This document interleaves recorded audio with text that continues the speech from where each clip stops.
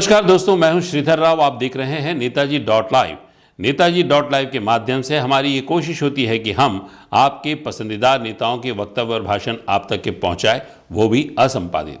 आइए इस कड़ी में ऐसे व्यक्तित्व से आपको मिलाते हैं, वो क्या कहना चाहते हैं, जिन्होंने अपने राजनीतिक जीवन की शुरुआत भारतीय जनता पार्टी के युवा मोर्चा के उपाध्यक्ष पद से की थी, किसान मोर्चा के अध्यक्ष रहे हैं, पिछड़ा वर्ग के अध्यक्ष रहे हैं, रायपुर बस्तर संभाग के प्रभारी रहे हैं, विगत लोकसभा चुनाव में सर्वाधिक मतों से जीतने वाली सीट भारतीय जनता पार्टी के पाले में जो गई थी उसके चुनाव संयोजक रहे हैं प्रहलाद रजक जी। क्या कहते हैं प्रहलाद रजक जी आज नेताजी डॉट लाइव के माध्यम से, और खासकर एकात्म मानववाद और छत्तीसगढ़ में आगामी विधानसभा चुनाव के बाद छत्तीसगढ़ में भारतीय जनता पार्टी की सरकार बनेगी, ऐसा उनका दावा है। आइए देखते हैं प्रहलाद रजक जी।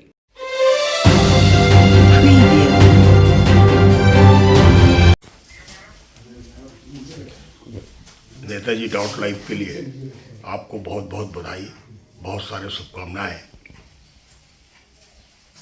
भारतीय जनसंघ का स्थापना के समय से ही एकात्म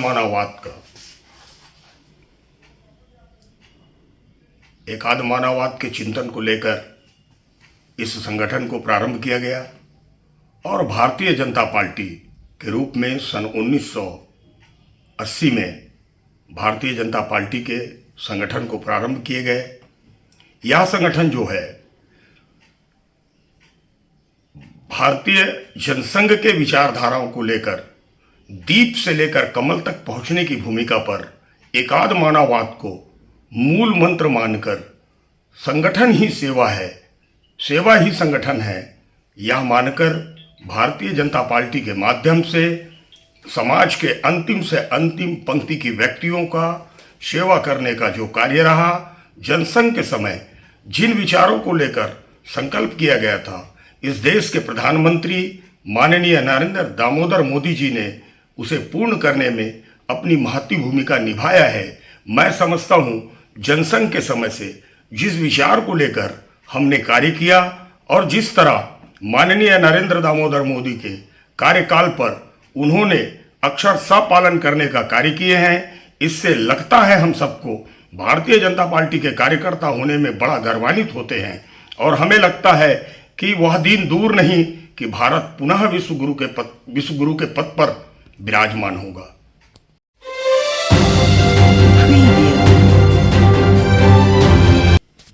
भारतीय जनता पार्टी आने वाले चुनाव पर संगठन आधारित रणनीति तय कर चुकी है।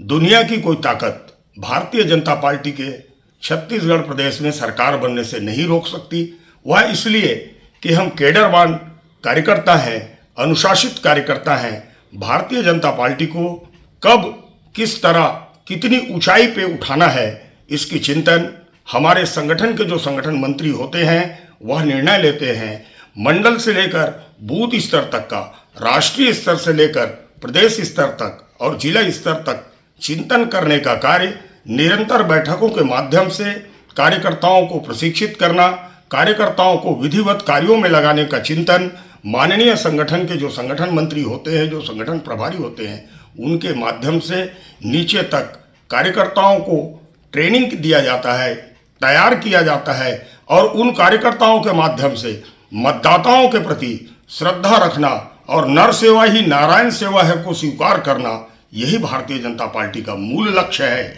इसलिए दावे के साथ कह सकते हैं कि 15 वर्ष सरकार में होने के कारण लोगों को, आम जनमानस को ऐसा लगने लगा कि एक बार बदल कर देखें, लेकिन जनता जो है आज जिस तरह पछतावा कर रहे हैं इसका कोई दूर नहीं हो सकता। प्रधानमंत्री आवास योजना के तहत जिस तरह का मोदी सरकार जो आम गरीब जनता को देने की योजना, एकात्म मानववाद के तहत जिनके पास रहने के लिए घर ना हो, ऐसे लोगों को आवास मिल सके, ऐसी लोगों की सोच को लेकर भारतीय जनता पार्टी ने आम जनमानस तक उनकी सुविधाओं को पहुंचाने का जो चिंतन किया, इस चिंतन को रोकने का कार्य, क्योंकि भूपेश सरकार के मन पर यह बात आ गया कि वह प्रधानमंत्री की नाम ऊंचाई पर ना जावे, यह भारतीय जनता पार्टी ही था। माननीय अटल बिहारी वाजपेयी जी सरकार में जब थे तो इंदिरा आवास के नाम पर उन्हें भवन देने पर भारतीय जनता पार्टी के नेताओं ने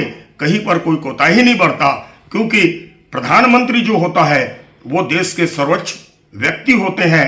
ऐसे व्यक्तियों के नाम पर कोई योजना चले उनको पूर्ण करना चाहिए। ऐसे कई योजनाएं हैं जो संचालित हो रहे हैं, उनको प्रधानमंत्री जी के नाम पर वो लागू कर रखे हैं, लेकिन क्योंकि गरीब आवास की प्राप्ति न कर सके के कारण से उन लोगों ने किसी प्रकार का गरीबों को भवन देने से वंचित किया है। यह भी एक बहुत बड़ा विषय है।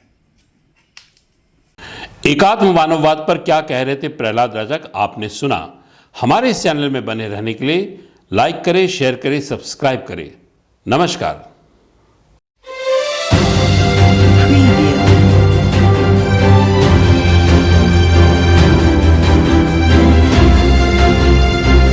नेताजी.live के प्रायोजक है Satyadeep diagnostic and clinic, Supela, Bhilai.